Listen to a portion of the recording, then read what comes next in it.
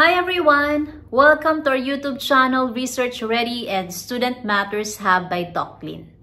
Ang lesson video natin ngayon, ang pag-uusapan natin ay yung dependent and independent variables. So kailangan ba ma'am, importante na ma-identify kung ano yung dependent tsaka independent variables?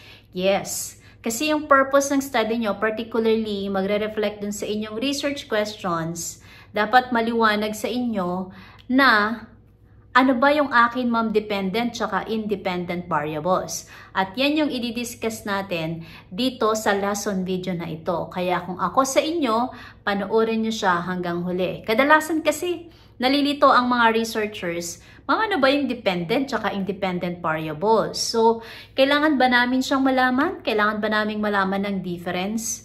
At commonly, sa research title, sa mga ibang format ng ibang university or ibang schools, gusto nila naka-reflect na sa title nyo pa lang kung ano yung dependent tsaka independent variables. And if you are owner of the research paper, when you are asked during your defense, tatanungin kayo, ano bang dependent mo? Ano ba ang independent variables mo? So, dapat alam mo yon, no? As a researcher, baka naman. Tapos na ang research paper mo, hindi mo pa alam kung ano yung pagkakaiba nung dalawang variables na to. Etong dalawang variables lang na to ang i-discuss natin. Hindi natin i-discuss yung mga iba pang variables na ginagamit because we're going to do that in another lesson video. Ang di-discuss lang natin yung dalawang common, yung dependent tsaka yung independent variables. Isa pang gamit nito kasi, pwedeng mag-reflect ito. Hindi po pwede, magre-reflect talaga ito sa inyong conceptual framework. Kaya dapat alam natin kung paano natin siya gagamitin base sa kanyang classification. So please watch our lecture on the types of variables. Okay, so let's start the discussion of the two types of variables, dependent and independent variables. Let's start with the dependent variable.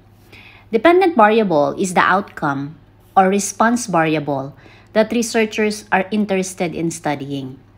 It represents the effect or outcome that researchers want to measure or predict based on changes in the independent variables. Usually in an experiment, ang iminamanipulate ng isang researcher ay yung independent variable para makita niya kung ano yung epekto nito sa dependent variable. Ang goal ay ma-establish kung merong pagbabago sa independent variable na nagkakos ng change sa dependent variable. Gaano ba siya kaimportante?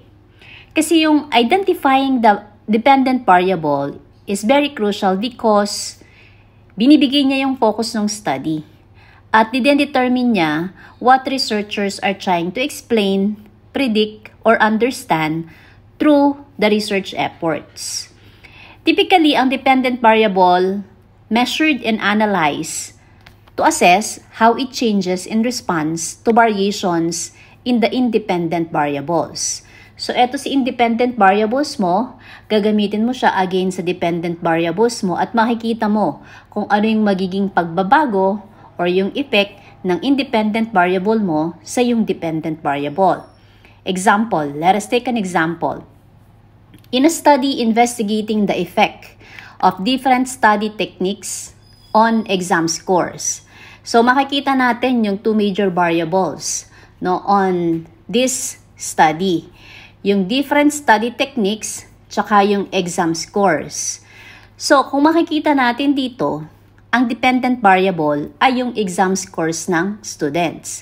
Kunyari, ako ang isang teacher at gagamit ako ng iba't ibang techniques sa aking mga estudyante, paano maapektuhan nun yung kanilang exam scores? So, ang independent variable ko ay study techniques. While nagkakaroon siya ng effect or outcome sa aking dependent variable, which is the exam scores of the students. Pangalawang example, in a clinical trial testing the effectiveness of a new drug, ano ba ang pwedeng maging dependent variable nito? So, ang kanyang independent variable ay yung paggamit ng bagong gamot para makita yung effectiveness. Ano naman yung kanyang dependent variable? Makikita kung ano yung magiging epekto niya dun sa pasyente, which is commonly, marireduce ba nito yung symptoms ng mga reported patients na merong ganitong klase ng sakit. Paano natin i-determine ang dependent variable? Para ma-determine natin ang dependent variable, kailangan meron tayong mga tanong or questions na i-consider. First, what outcome or response am I interested in studying? So as a researcher, you have to ask that to yourself. Ano nga ba yung outcome na inaantay mo or inaasahan mo sa iyong study? This question usually focuses on anong specific result or ano yung effect na gusto mong i-investigate. Kasi sa researcher, nakakatulong siya para i-pinpoint what you hope to learn or discover to your study. Example, if you are conducting a research on the effectiveness of a new teaching method, syempre ang outcome niyan is it might be students' performance based on standardized tests. Tinitignan mo kung gaano ka-epektibo yung teaching method mo dun sa performance ng estudyante. Kasi ang target mo or ang aim mo ay malaman mo ang improvement ng students' performance. Pangalawang tanong na pwede mong i-consider pag gumagamit ka ng dependent variable. What am I trying to measure, to predict, or explain with my research? On this context naman, you are clarifying the purpose of your research at kung ano yung gusto mong ma-achieve pag na-conduct mo siya. As a researcher, it guides you towards defining the dependent variable as the variable that would help you achieve ano yung goal mo.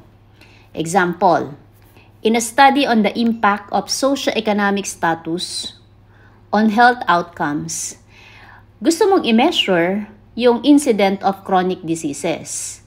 So, pwedeng makita mo na based sa socio-economic status, ito yung mga incident ng chronic diseases. Pangatlong tanong, what changes or variations am I trying to observe or understand? Yung question na to directs your attention to specific changes or differences na na-expect mong i-observe sa mga iba't ibang kondisyon ng iyong study, sa iba't ibang groups or treatments na gagawin mo sa iyong pag-aaral. Kunyari, you are researching on the effect of different levels of exercises on heart rate. I'll repeat. You are researching the effect of different levels of exercise on heart rate. So, syempre, ang magiging dependent variable natin dito would be the heart rate measurements taken during or after the exercise sessions. Yun yung intervention na ginawa mo, which is the independent variable. Let us proceed on the independent variable. Kung ang dependent variable ay yung inaasahan mong outcome or yung effect sa study mo ng independent variable, ito naman yung independent variable. Ito yung variable that researchers manipulate or control in an experiment or study. It is the variable that is hypothesized to have an effect on the dependent variable. Gaano ba siya ka-importante sa study? Pag na-identify natin yung independent variable, important siya or critical because inaalaw niya yung researcher para matest yung relationship or causal. Pag sinabing causal, cause and effect relationship dun sa study. At nakikita mo yung changes in the variable na na-impluwensyahan niya yung dependent variable. It provides the basis for experimental design and allows researchers to draw conclusions about cause and effect relationship in their studies. So, halimbawa, aalamin mo yung number of hours ng sleep ng estudyante, nakaka-apekto ba siya sa academic performance ng student. Ang independent variable mo doon, yung number of hours ng sleep. At yung dependent variable mo is yung academic performance ng estudyante. So, pag mas mataas ba yung number of hours na natutulog ang isang estudyante, mas maganda ba yung kanyang academic performance? Okay, examples. In a study investigating the effect of different teaching methods on student performance, napaka-obvious na ang independent variable dito ay yung teaching method. So, pwedeng gumamit ka ng traditional lecture o kaya active learning, pero ang maliwanag dito, ang independent variable is yung teaching method. At ang dependent variable, nagbibigay siya ng effect or outcome dun sa student performance. Second example, in a research project examining the impact of exercises on heart rate. Syempre, ang ating independent variable dito will be yung exercise or yung intensity ng exercise, whether moderate or vigorous exercises na nakakaapekto dun sa heart rate ng isang tao. Magbigay pa tayo ng ibang example. Which of the following is an example of dependent variable naman? In a study investigating the effect of different study techniques on exam scores. A. Study techniques. B. Time spent studying. C. Exam scores. Or D. Participant demographics. Again, ask yourself, ano ba yung outcome or ano yung purpose na gusto kong alamin dun sa aking study? Syempre, ang sagot, exam scores. Gagamit ka ng different techniques, paano siya nakakaapekto, ano yung relasyon niya dun sa exam score. So that's the answer for the dependent variable. Last example. In a research project studying the impact of advertising on consumer behavior, what is the independent variable? So, independent variable naman yung pinag-uusapan natin. Is it A. Consumer behavior, B. Type of advertising, C. Demographic characteristics, or D. Market trends? So, titignan natin, meron tayong two major variables sa example natin. We have impact of advertising, and then we have consumer behavior. Pag IB, anong tatanungin natin? Ano ba yung minamanipula natin or kinokontrol natin dun sa ating study?